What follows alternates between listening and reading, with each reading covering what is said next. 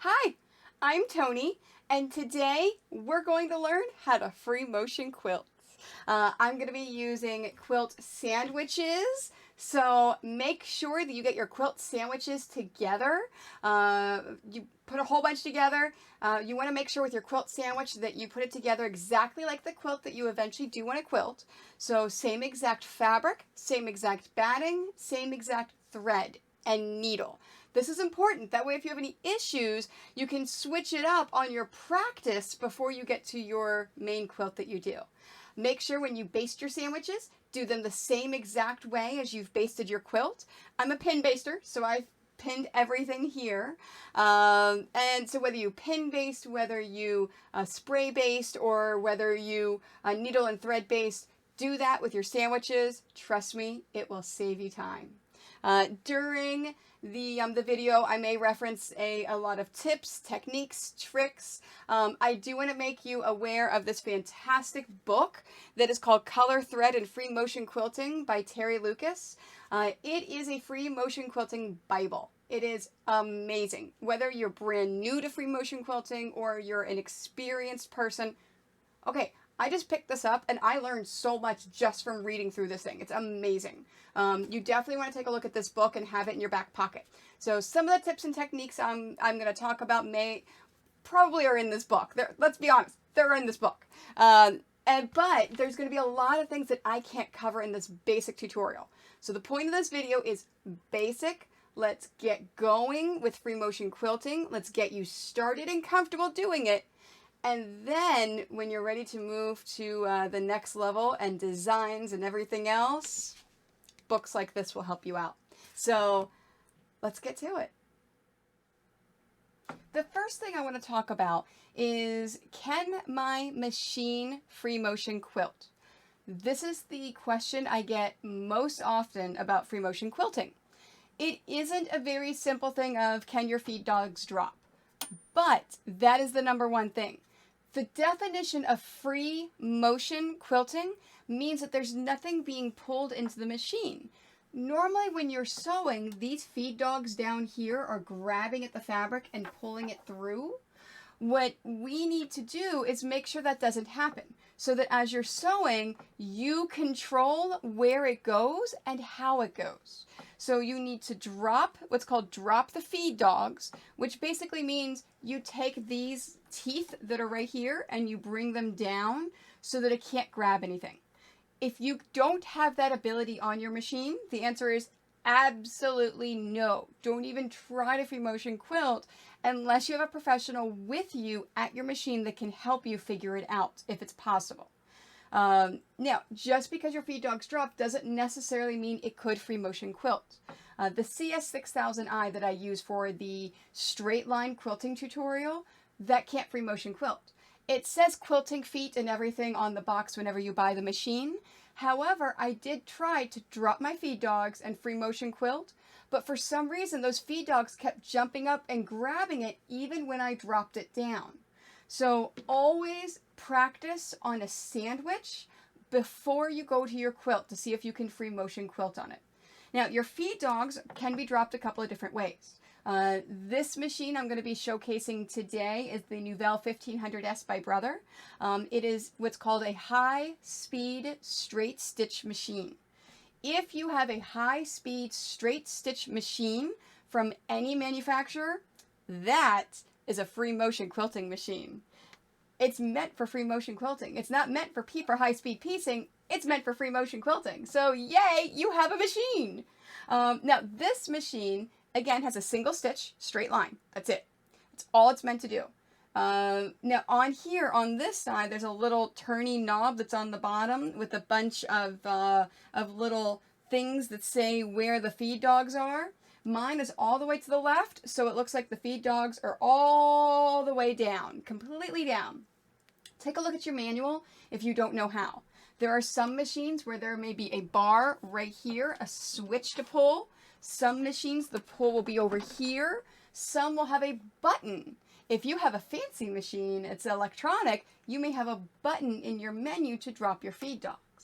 No matter how it is, drop your feed dogs. That is the first thing that you want to do. Okay? So that is if Can my machine free motion quilt? That is how you can figure it out and then play with those sandwiches. All right, couple things in mind before we actually free motion quilt. Posture. It is super important whenever you free motion quilt to have correct posture. Shoulders back, arms at a 90-degree angle as you're doing this. Do not slouch. If you slouch over, you can hurt yourself as you're free motion quilting. You'll hurt your back, you'll hurt everything else. Get a nice sewing chair. This is my Arrow sewing chair that may have a straight back on there that can help you. Take breaks, especially if you're just doing this for the first time. Make sure every 30 minutes to an hour, you're standing up, you're stretching, you're moving around. Don't sit and concentrate on your machine all day long. Trust me, you're going to hurt yourself. Don't do it. All right. What feet do you use for free motion quilting? So if your machine is a free motion quilting machine, so if you have a single stitch high speed machine, it probably came with this foot. This is a free motion quilting foot. It has a spring right here that allows this to go up and down and go over all of your free motion quilting. Now, it could also look like this. So if you have a foot that looks like this, you can also use that one. I am a little weird. When I free motion quilted before I got this machine, I like to use that one because I felt that I had more control over this one, although my stitches weren't as even and my tension wasn't as nice. Because that's what these springs do right here. These springs are able to bounce over top of everything and give you a nice, even tension no matter what you're doing.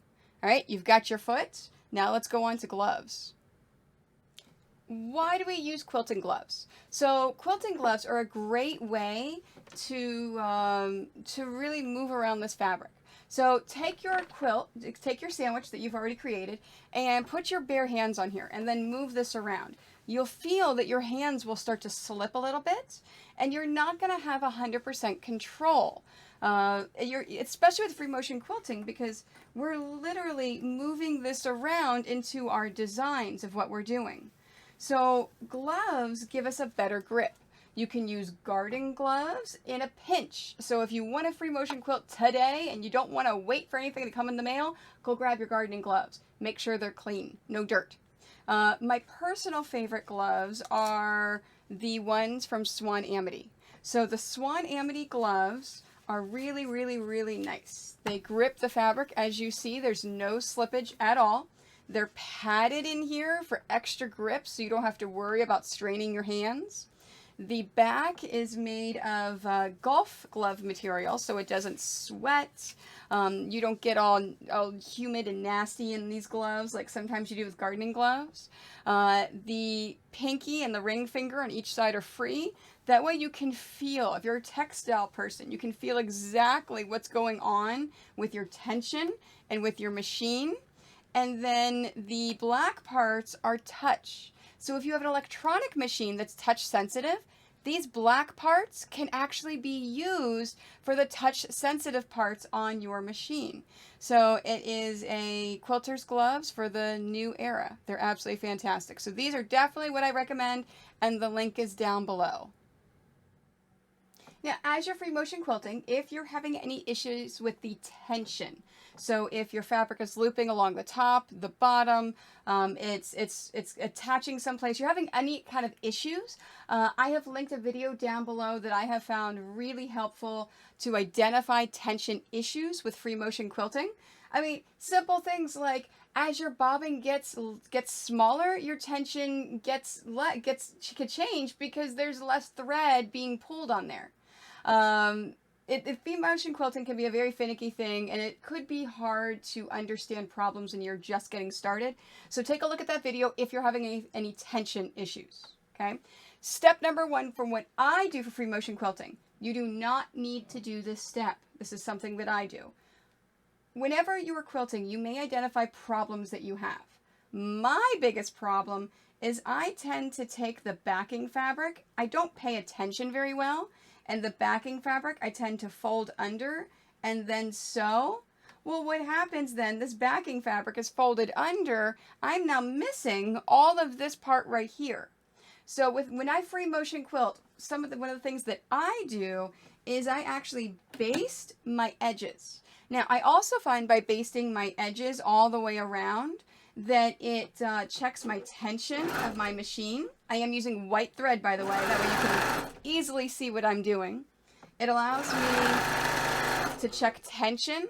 It allows me to move at a good speed and figure that out. So let's take a look at my tension.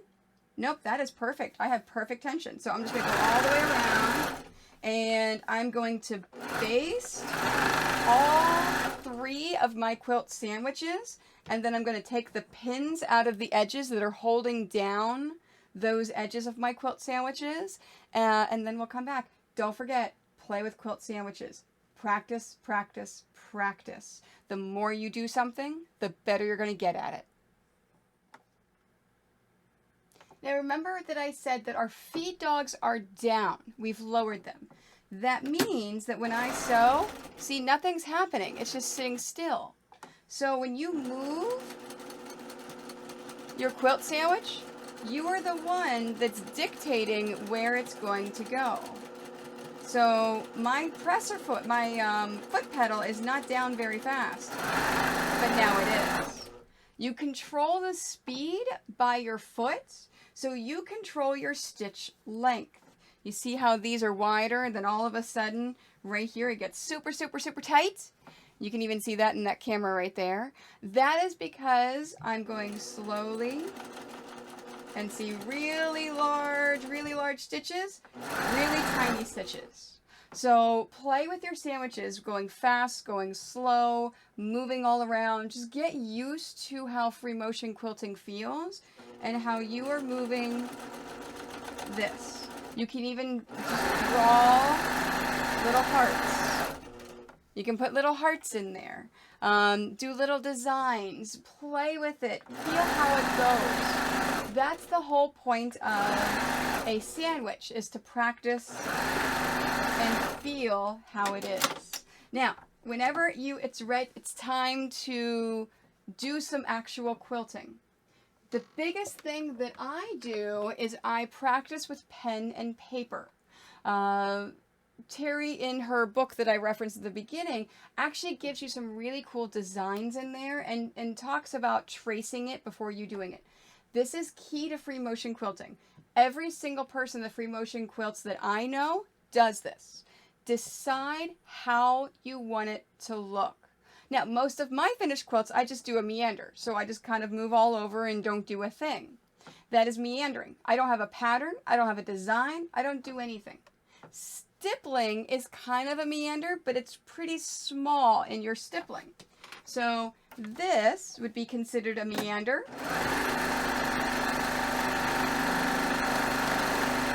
This would be considered a stippling.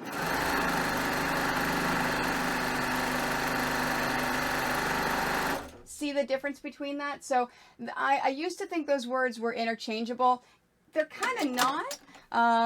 But yes, and so make sure that you play with that a bit. Take a look at the book, all the different designs. But draw on a piece of paper with a pen or pencil to get used to it.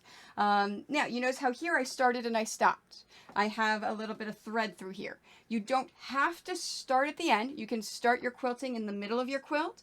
Just make sure you lock it in. So stay there for a moment to lock in your stitches and then move over. And then whenever I trim this thread right here, it's not going to loosen any of those stitches. Okay? All right, so let's do some drawing with pencil and paper and then transfer it to our sandwiches for practice. Now you may think that this part's a little bit silly. Tony, why am I going to draw it on a piece of paper when I just want to put it on my quilt? Well, it's muscle memory. The more you draw it with your hand, whether you're right-handed or left-handed, the more you're going to be able to do it in your piece. So in this case, I want to do bubbles. Now remember, when you're free motion quilting, you don't lift up your pencil or your pen. So for my bubbles, I want to make sure that I do that.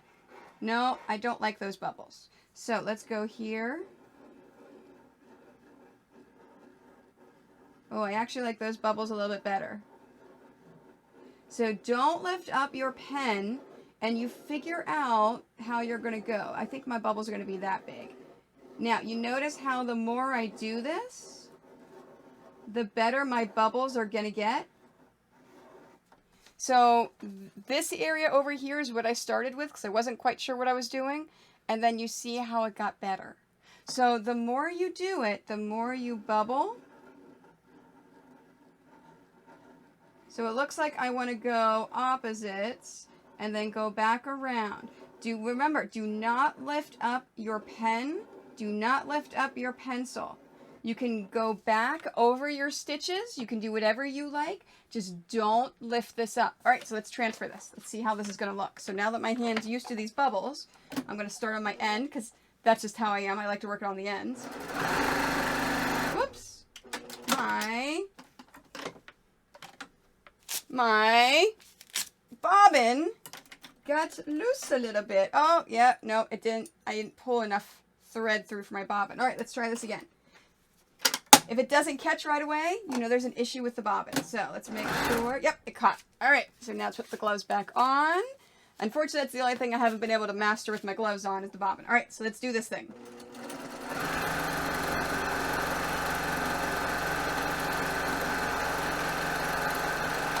Now, it has been probably about 2 years since I have quilted any bubbles. So this is not a design that I normally do.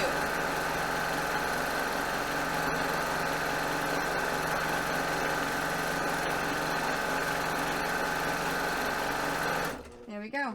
Now, it's not a design that I normally do, but because I use my pencil and paper, I was able to figure it out. Now, remember, use your sandwich first. Get used to it. When you're happy with how this looks, then you can move on to your actual quilt. So the example that I like to use is my Settlers quilt. So in this case, I did the little teeny tiny little bubbles. You can actually see them back here. I had never, ever, ever bubbled before, ever. So I drew it on a piece of paper and a pencil. I then used a quilt sandwich, and then I said, okay, I'm comfortable, I'm ready to do this, and I was able to transfer it to this quilt. So be comfortable, do it, transfer it. All right, let's try another one. I was looking in Terry's book about the scallops and echoes. Okay, so it was kind of like up and down. Well, that's not quite it. It was more like a paisley thing. You know what? I'm going to do something different. Let's see. Let's do a... No, I don't like that.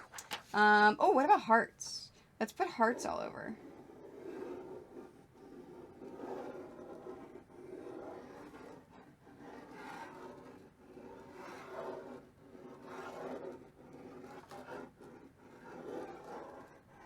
Yeah, I like that. Let's do hearts.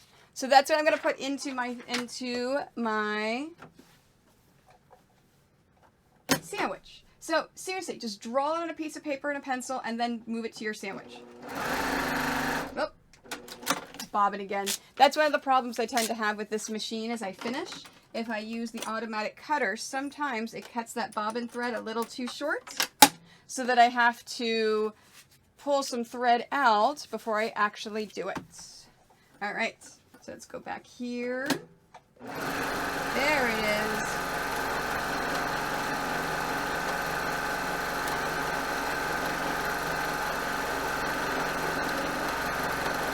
Oh, that heart wasn't very good.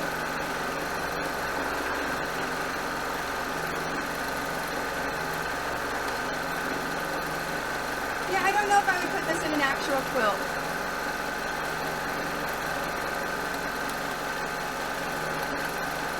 On second thought, it looks cute.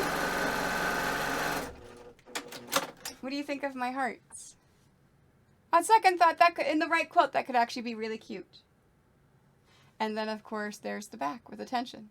Now, it's practice, practice, practice. Make as many quilt sandwiches as you feel you need to do in order to master these techniques. And that's how you free motion quilt. Now, that is obviously an oversimplification of that's how you free motion quilt. there's so many more things that go into it. What kind of needle are you using? What kind of fabric are you using? There's a whole bunch of different tips and techniques. I mean, this book that Terry put out is over 90 pages, and it is amazing. She has so much in here to complementary colors, to how you do things, the weights, thread weight and needle sizes, different kinds of needles that you need, stash. It's just, there's so much information in there. So this is just a basic, hopefully to get you started. If you have any other questions, concerns, please let me know in the comments, and I will try to direct you to either another video or to a web page or a book or something that could help you. If you have any other additional problems, I do have I have a whole bunch of YouTube tutorials on things. If I don't have a tutorial on it, let me know and I will try to make it. This is how this video got done, is I got so many people asking for this video, so here it is. I also have videos on then now how to bind, which is the next step, how to make binding and how to add it on. So hopefully you learned how to free motion quilt today. And if your machine can't handle it, I am so sorry. I do have a video on straight line quilting, so it all is not lost.